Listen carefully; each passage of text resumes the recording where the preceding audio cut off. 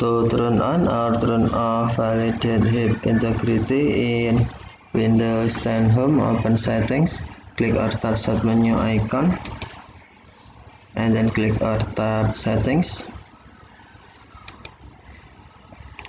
Select Update and Security, and then tap Windows Security.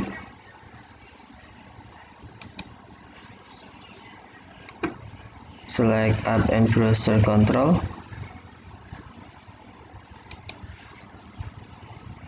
and then select Exploit Protection Settings. Scroll down Exploit Protection screen, and then on Validate Heap Integrity, click or tap drop down menu. Select on by default to turn on or select off by default to turn off. Do you want to allow this app to make changes to your device? Click or tap yes if you sure.